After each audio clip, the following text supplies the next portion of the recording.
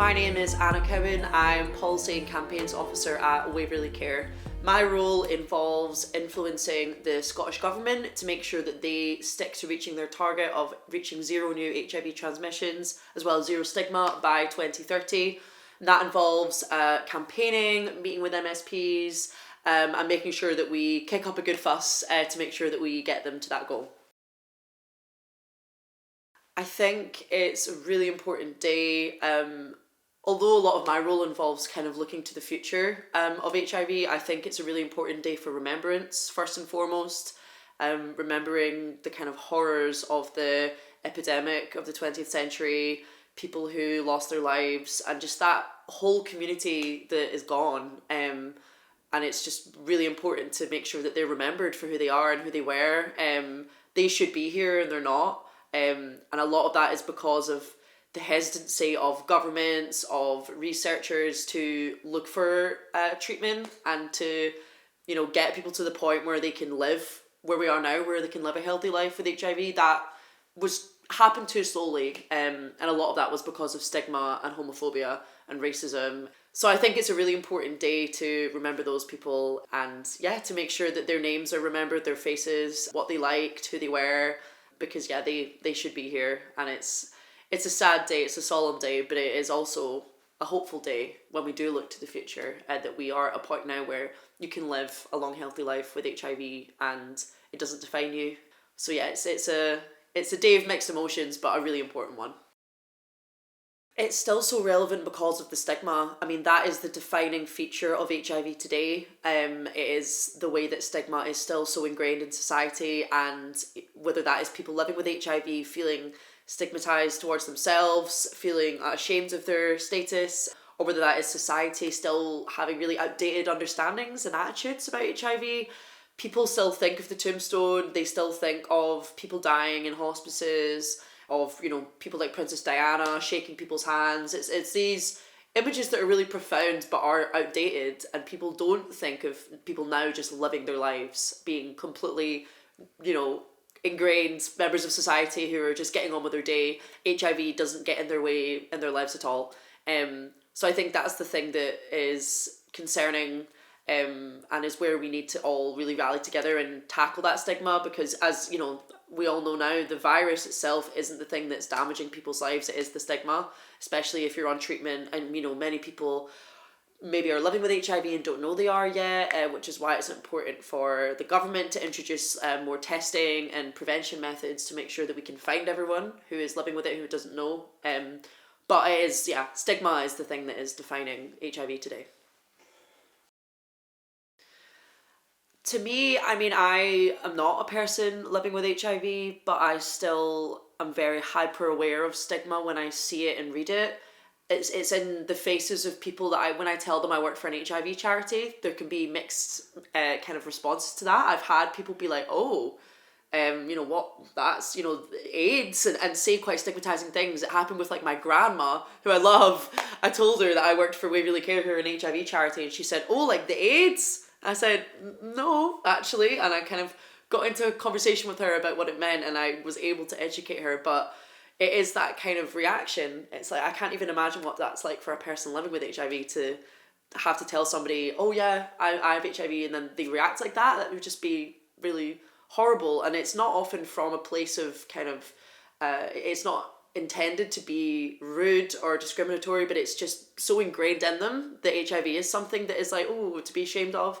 And that's why it's so important that we overcome the stigma, because I just want every person living with HIV to just have the best life they can. It's just a pure kind of, how do I put this? I just want people to not feel that shame that they've felt for so many years. I want everyone to know that they are worthy and that they're loved, and that their HIV status does not define them at all. It's not, you're so much more than that. It's just a small part of you. And it means different things to different people. And like I say, obviously I don't know how that feels, but I think it's up to every person who's living with HIV to embrace it however they can. And I think stigma just really gets in the way of that. So I'm concerned with the slow pace with which the Scottish Government are taking to end stigma and end new transmissions of HIV. So, a lot of my role involves our Get to Zero campaign, which is all about ending new transmissions of HIV by 2030. And it's a really important thing because we're not saying that we want zero HIV or zero people living with HIV. It's all about getting to a point where no person has to hear that they have HIV anymore. It's something that people can live with, but it's not, it can stop, the transmission can stop, and I think that's so incredible to see how far we've come. But the government are not taking quick enough action that we would like them to. There's so many amazing initiatives that are happening. So down south, they've introduced opt-out testing, where you go to A&E and you can opt out of an HIV test. But if you opt in, they've found so many people who don't know they have it, who are living with it, and are then offered support and are offered treatment. And it's just a really great way of finding people. And I'm just worried that that isn't being introduced in Scotland at a quick enough pace. I think it's so important that the government and the MSPs hear directly from the community. Whenever we've had, for example, we had an event in the Parliament a few months ago, and we had somebody come along, tell their story of their diagnosis, and the Public Health Minister was there, and she was so moved and so affected by what they had said. And I think it often takes that. It takes actually, hear someone's real story, and you have the power to help them and make their lives better, and what are you going to do? So, I encourage everyone to kind of write to their MSP or MP, talk about the issues that are important to them, especially as a person living with HIV, and say, we need you to act and to do more. I think a lot of people just don't know about these really important messages. A lot of people don't know what U equals U means, and it's such an important message that you cannot pass HIV on if you're on treatment and that your viral load is low. And it's such an important central kind of aspect of ending stigma that just people don't know about it. People don't believe it as well, which I think is shocking because it is the truth. People will still see the word HIV and will think, oh, am I going to get it, and start panicking. And it's like, no, it's treatment is at a point now where you can't pass on. So for the future, I just really hope that these messages can get spread much further than they are. I think the anti-stigma campaign that the Terence Higgins Trust and Scottish Government have worked on is really great. It's been on TV, and it's all about how stigma is more harmful than HIV, it's more harmful than the virus itself. And I've had people who don't have any involvement in HIV talk to me about it and say that they didn't realise that, which I think is brilliant. So I think it's all about making sure these messages are really widespread, and that people who don't think HIV affects them are told about it and know about it and can do their bit, whether that's taking a test, whether that's considering things like PrEP, condom use, and calling out stigma whenever they hear it.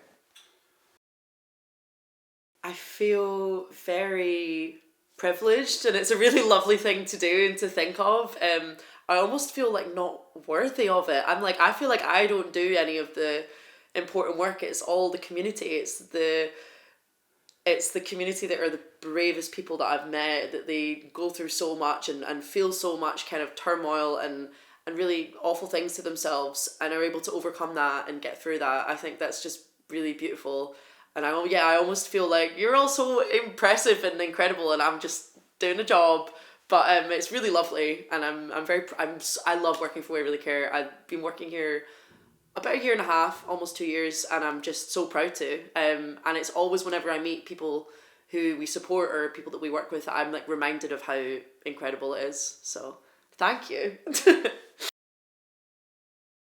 Yeah, I think that currently sexual health services as a whole are just too central belt focused, and it's so tricky. I've heard from so many people who live rurally that they don't want to go and see their GP because it's their uncle's friend, or it's these really tight knit communities, and when stigma is prevalent in them, it can be so difficult to go and access it. If you want to take a test, if you want to get PrEP. So a few ideas that we've been discussing in kind of the policy realm is having an online service where you can just click and order a test. You can self-sample and then send it off. They have that down south in England, and it's really, really easy and affordable too, which would just save you having to travel however many miles to get to Glasgow or Aberdeen or Inverness or wherever. And another one is to have an online e-PrEP service where if you are taking PrEP, you can just click a button and then manage your prescriptions and manage your treatment online. I think you do have to have your first consultation in person just to make sure that you're eligible to take PrEP. But after that, you can do most of it online, and that would just save so many people so much time and traveling. So those are a few ideas, but I think it's important as well that they're not all just online, because not everybody has great access to the internet, and it's still nice to have that community focus. So I think seeking out services like Waverley Care or local support organisations is really important, and people should definitely, as I said earlier, get in touch with their local MSP or MP and speak to them and tell them their ideas, because they're the ones who actually have the power to make these changes. And as I said, so much is so central belt focused, so city focused, that highlighting that to your MSP is a great opportunity for them to then go into Parliament and raise those concerns. In relation to PrEP and testing, what are the challenges in providing these from your perspective? Yeah, challenges are things like lab capacity, because if suddenly lots more people start taking tests, the labs don't often have the right or as many facilities to do that, and we all know obviously the NHS is quite stressed and under pressure at the moment, but even outside of that, it can be quite expensive when you go to like a private service who does testing and PrEP. I think it's a challenge across the board, but like we just need more money in it, and that's why the government needs to give more money and more kind of priority, especially to sexual health services. A recent study done by our 10 Seconds Trust found that they are so understretched and under pressure, and they just need more people and more money, and the government can do that. So that would be the concern, but again, I always go back to being political, but it does just need to go back to the government who need to do more. Direct question relating to that then, again from one of the community, in relation to cuts in the third sector, third sector funding, what should the priorities be then? Or should there be priorities? Which is, in addition to that. I think for the NHS, the priority needs to be reducing waiting times, and I think for sexual health services, the waiting times are so long, and like charities like us and 10 Seconds Trust often act as a do you want me to, what the hell is going on out there? Wow. I'll just stop. Yeah, sure. A minute. Shortly. Of course. Okay, you happy? Yeah, it's out of our control. Okay. Alright, rolling. Part 2. Hi Anna. Hi. Back again for part 2. PrEP and testing. No, sorry. In relation to the cuts in the third sector, we were just being a little bit political. What should the priorities, in your opinion, be? I think from our perspective, the priority needs to be making sure the community feels supported and feel that they aren't, feeling the cuts to the services, because, everyone is so strapped for cash at the moment. And I was just at a conference, which is a national third sector conference that's loads of different charities across Scotland, and the First Minister was there attending, and the main thing everyone asked him was funding, and was, I work for this charity and we've had our funding cut, what are you going to do? And it's tricky because he is under so much strain, as is the government, because they don't have as much money as they normally would. But on the flip side, these services are just so important, and for us, we are a lifeline to so many people, as are many other kind of health-based charities and community-based charities. So our priority is always making sure that the community feels supported, and that they have, their peer support, they have their groups, they have someone to chat to if they're in need. But yeah, I think that the government needs to take a look about all of the services they're cutting and think of the people who are going to be most affected, and especially the most vulnerable people, making sure that they aren't left with nothing, because that's the last thing we would ever want, and I'm sure they wouldn't want that either. So yeah, I think we're okay for now. We're continuing to support as many people as we can, and in my role, I'm trying to hold the government to account as much as I can. But I get that it's tricky for them too, because they're in such a difficult situation, and I do not envy the First Minister at all for everything that's happening. So it's a difficult one, but yeah, I think biggest priority for us is just making sure that support is always available for people. I am going to be doing a few things. On the 30th, the day before, we're going into Parliament because we have a photo call with some different MSPs across all the parties, and there's going to be a debate in Parliament as well, which will be really great. I've met with a few MSPs and talked to them about the sort of things we'd like them to talk to the government about. The Public Health Minister will be there, who's kind of our main person that we're trying to lobby. So that'll be really exciting. And then on actual World AIDS Day, I think I'm at a stall, which will be great. It'll be nice to have that kind of political aspect and then the community aspect where I'll be chatting to people on the street in Leith about HIV, about getting tested. And then in the evening, the National Library of Scotland are hosting a panel and documentary viewing. So as you might know, they've been showcasing an exhibition about HIV in Scotland recently, which is closing on World AIDS Day. But as a kind of end of that exhibition, they're having a documentary showing of a documentary called Choose Life, Edinburgh's Battle Against AIDS, which I haven't seen, and it's not on iPlayer, so I'm very excited. And there's going to be a panel with a poet, the director, and we're going to be there as well. And it's going to kind of the panel's going to talk about the past and about remembrance and about everyone in the documentary, and then it's going to talk about the future and about getting to zero and where we are now, which I think is going to be so interesting to have that kind of dual both topics.